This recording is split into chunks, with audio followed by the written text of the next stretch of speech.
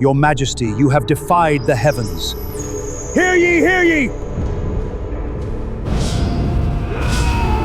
MENE, MENE, TEKEL. King, I cannot accept these bribes.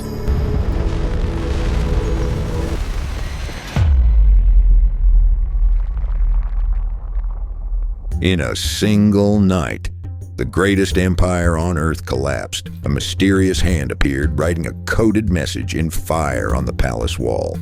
This is the untold terror of Belshazzar's feast. The night Babylon fell and the prophet Daniel decoded a warning from God himself. King Belshazzar sat upon the throne of Babylon, ruling with absolute power, blind to the Persian army marching toward his gates. To prove his supreme dominance and mock the conquered nations, the king ordered a massive, decadent banquet for 1,000 of his lords. The wine flowed like rivers, and the hall echoed with the sounds of drunken laughter, music, and unholy revelry. In his drunken hubris, Belshazzar made a fatal decision. He demanded the sacred golden vessels stolen from the temple of God in Jerusalem. Years earlier, his predecessor Nebuchadnezzar had taken these holy artifacts as spoils of war, keeping them locked away in darkness.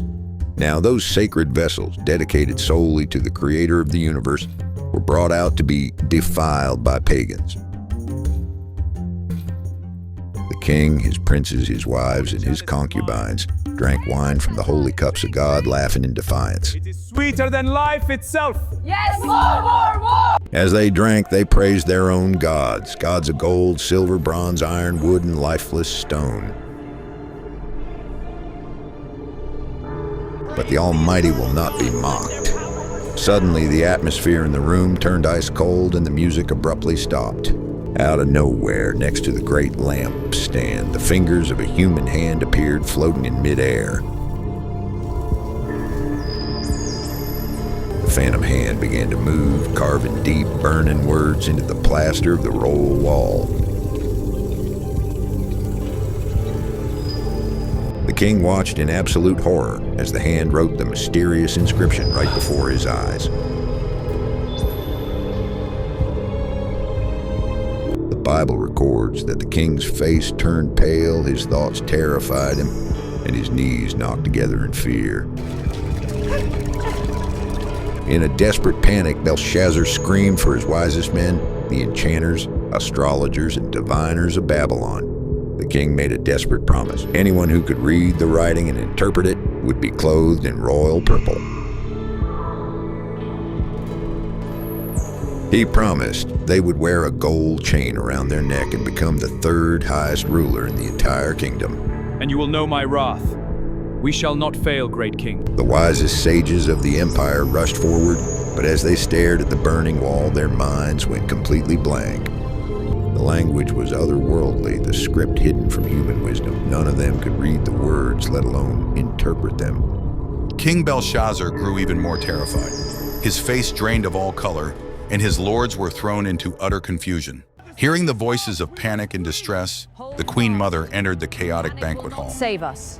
But the enemy is at the gates!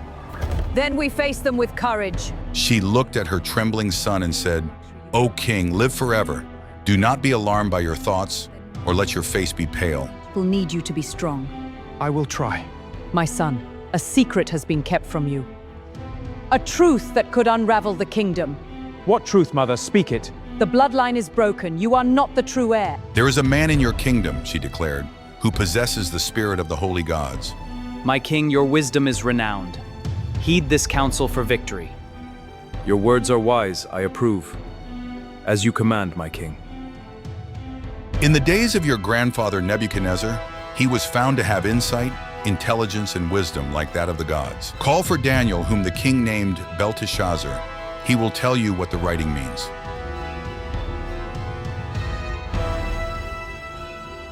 So, Daniel was brought before the king. He was now an old man, full of dignity, bearing the quiet strength of decades of faith. Belshazzar looked at him and asked, "Are you that Daniel, one of the exiles my father the king brought from Judah. I have heard that you can give interpretations and solve difficult problems. If you can read this writing, you will be rewarded." And lands, power, anything you desire.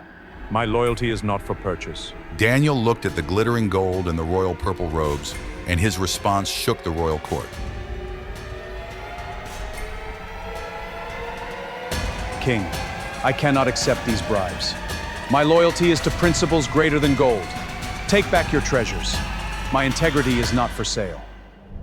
Before decoding the message, Daniel reminded Belshazzar of a bitter historical truth: the pride of his grandfather, Nebuchadnezzar.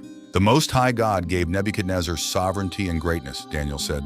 But when his heart became arrogant, he was deposed from his throne. He was driven away from people and given the mind of an animal. He lived with the wild donkeys and ate grass like the ox, until he acknowledged that the Most High God rules over all kingdoms and sets over them anyone he wishes. Daniel turned his piercing gaze directly onto Belshazzar. "But you, his successor, have not humbled yourself, though you knew all this. Instead, you have set yourself up against the Lord of heaven. You brought the chalices of his house, and you drank wine from them. You praise gods of silver and gold, which cannot see or hear or understand. But the God who holds your very breath in his hand, you did not honor. Therefore, God sent the hand that wrote this inscription. Now listen to the words that have been written.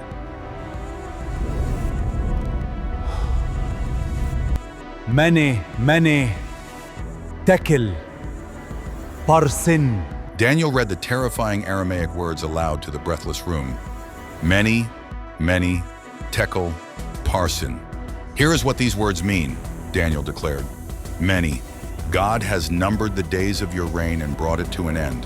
TEKEL, you have been weighed on the scales and found wanting. Pyrrhus, your kingdom is divided and given to the Medes and Persians. Belshazzar sat frozen, utterly destroyed by the divine verdict, yet he kept his word to reward the prophet. A herald proclaimed throughout the palace that Daniel was now the third highest ruler in the dying kingdom. But the honors meant nothing. Outside the massive walls of Babylon, the prophecy was already being fulfilled.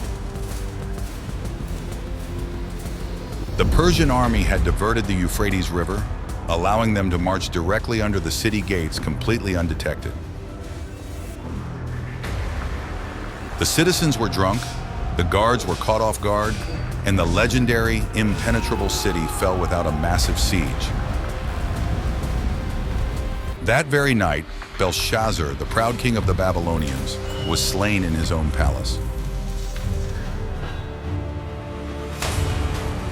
Babylon's rule was over. The writing on the wall stands as an eternal reminder. God humbles the proud and rules over the destiny of men.